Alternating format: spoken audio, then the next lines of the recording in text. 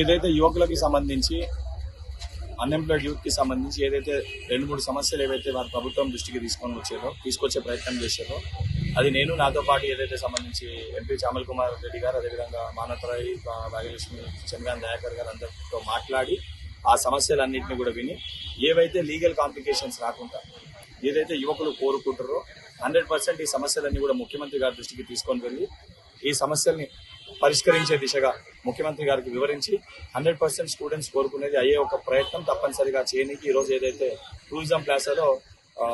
Students representatives ఎవరైతే మాట్లాడే ఈ ఇష్యూస్ పైన మాట్లాడుతున్నారో వాళ్ళందరినీ కూడా పిలిచి మాట్లాడడం జరిగింది. 100% ప్రభుత్వం ఇంటికెళ్ళి ముఖ్యంగా గ్రూప్ 2 డిఎస్సికి వ్యవధి తక్కువ ఉంది, వారం రోజుల గ్యాపే ఉంది కాబట్టి ఇది కూడా ఏదైతే ఉద్దేశపూర్వకంగా డేట్స్ ఇవ్వడం కాకుండా గతంలో డిఎస్సి డేట్స్ అనేవి మే జూన్ లో ఉండే.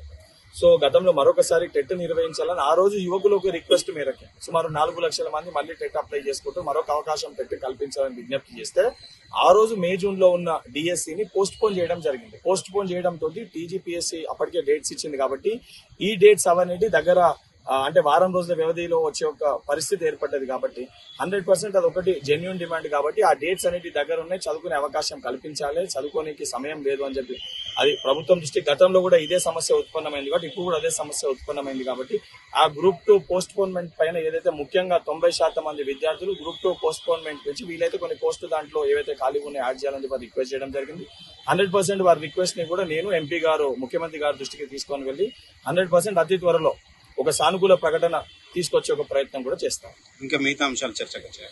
మిగతా అంశాలు ఏవైతే ఉన్నాయో గ్రూప్ 1 1:100 కానివ్వండి, లేకపోతే ఇతర ఇష్యూస్ ఏవైతే ఉన్నాయో డిఎస్సి స్టూడెంట్స్ ఏదైతే ఎగ్జామ్ మేము ఇప్పుడు రాస్తున్నాం మాకు ఇబ్బంది ఏంటంటే అసొంటి యువకులందరూ కూడా గత ప్రభుత్వం లెక్క 10 ఏళ్లకెళ్ళి ఇబ్బంది ఏ రకంగా వారు పడ్డారో అసొంటి అంశం రాకుండా 100% ఈ జరగబోయే అసెంబ్లీ సెషన్ లో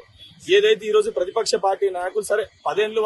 వాళ్ళకి నిరుద్యోగుల పట్ల వాళ్ళకి చిత్తశుద్ధి లేకుండా అది యావత్ తెలంగాణ సమాజం యువకులు కూడా చూసారు. కానీ వాళ్ళని కూడా ఈ రోజు వాళ్ళు అంటారు కదా మాకు ప్రతి సమస్య పైన అవగాహన ఉందని చెప్పి మాట్లాడే ఆ వాళ్ళతోటి బీజేపీ పార్టీ వాళ్ళతో కూడా ఈ జాబ్ క్యాలెండర్ ని అసెంబ్లీని ప్రస్తావించి అసెంబ్లీలో చర్చకు పెట్టి అందరి సమక్షంలో 80,000 పుస్తకాలు చదివినని చెప్పే వ్యక్తి ఏదైతే ప్రతిపక్ష పార్టీ నాయకుడు అదేవిధంగా బీజేపీ పార్టీ నాయకుడు అందరితో కూడా చర్చించి శాశ్వతంగా యువకులకు ఏదైతే కాంగ్రెస్ పార్టీ చిత్తశుద్ధి చాటుకునే విధంగా